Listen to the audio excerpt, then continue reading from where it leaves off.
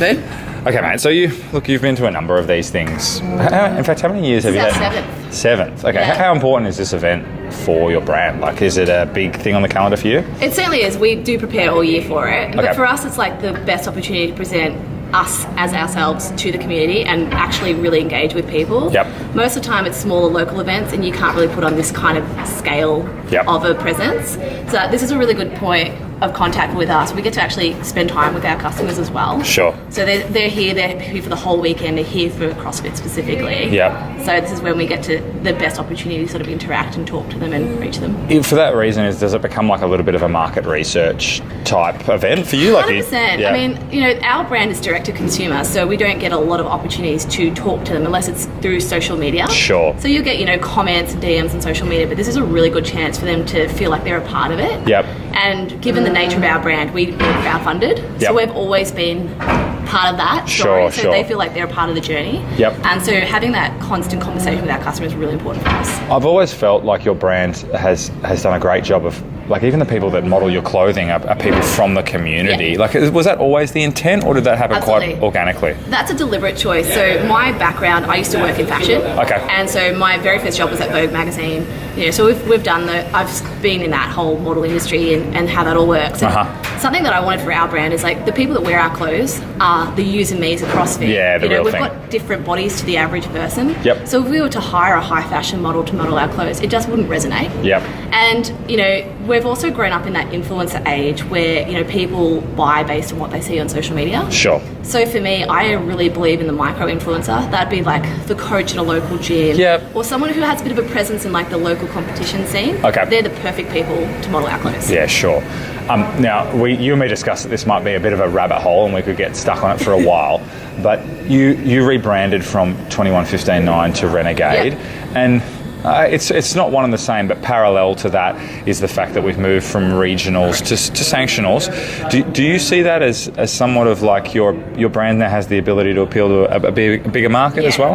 Absolutely. I mean, when I started this brand, if I'm completely transparent, I was 26, Yep. and I was just designing for local CrossFit gyms at the time, Cool. and it sort of just grew from that. Yep. I hadn't ever planned for it to be what it is What it today, is now, yep. which is cool and exciting. But 21-15-9 back then, CrossFit had such a control over their trademark. Sure. So to say you're a CrossFit brand, you need something that resonated, which it did. Yep. But as the sport evolved, people don't really do the benchmarks as much anymore. Okay. So the newer people to CrossFit, 21-15-9 just didn't sort of Yeah, resonate, okay. I feel Yep, like. I understand. And we had always had Renegade as part of the brand because that was always sort of in the plan. It was just a matter of when do you flick that switch. Yep. Because there is a lot of, nostalgia around 21-15-9. Sure. But with the sanctionals and things shifting, I had already sensed a huge shift. I Okay. felt like the sport itself had become so dominant. Yep. And the fundamental fitness regime had sort of got lost. Okay. And that distinction between the two was sort of really, really lost because it was so sport dominant. So you're like it would be fair to say you're a very pure CrossFitter at heart. You're like the person training at the box sort of thing. Yeah. Absolutely. And I started in 2010.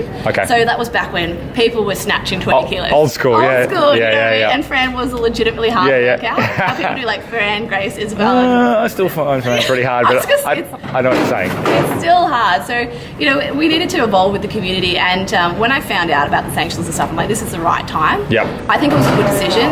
Do I agree with how they rolled it out? Probably not. Like you said, that's a can of worms. Yep. But I thought it was the perfect time for us to sort of reset as well. We've grown up with the sport and we also need to evolve. Yep. So Renegade just seemed like the right choice and it's the right time to sort of press the button. For sure.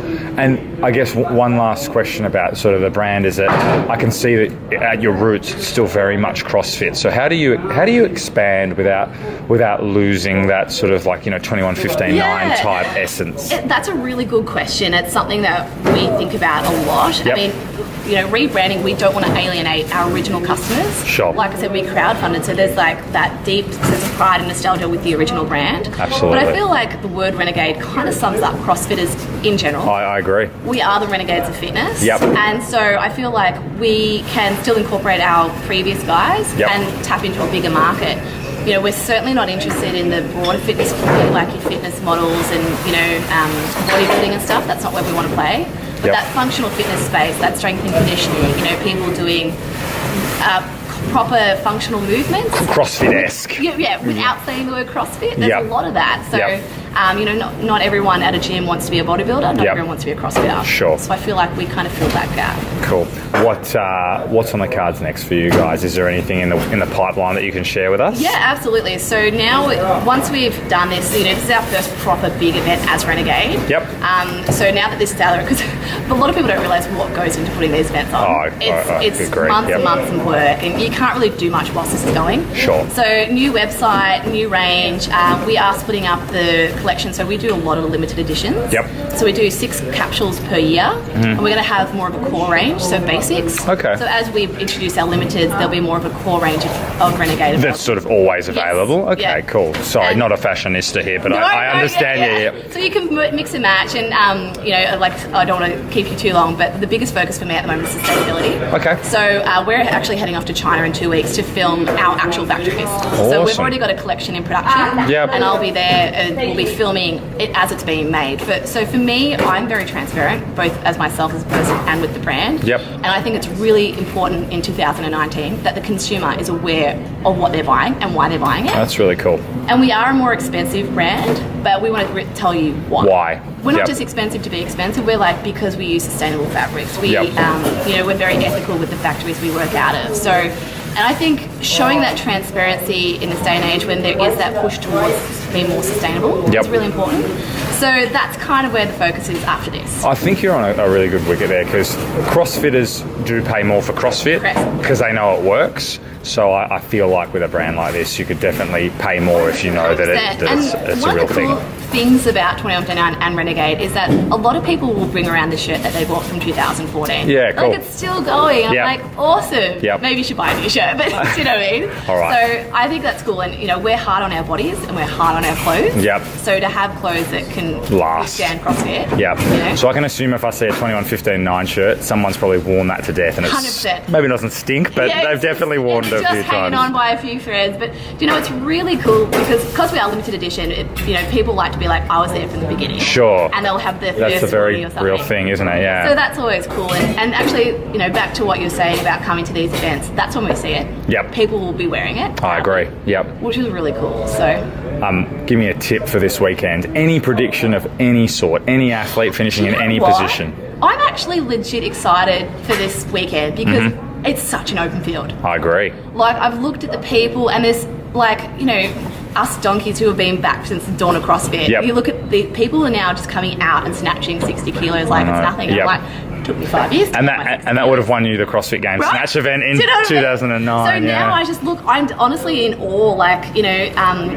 Watching Maddie Sturt, for example, she was 14 when she started, so she is now. And I just think, where are you going to be in 4 more years? That's right, yeah. It's superhuman, so I couldn't predict. I really couldn't. Yeah, I think we're all with you there, mate. Well, look, mate, thanks for the chat. I reckon we'll get you on for a little bit longer at some stage. Yeah. Cheers, Carlz. Thank you.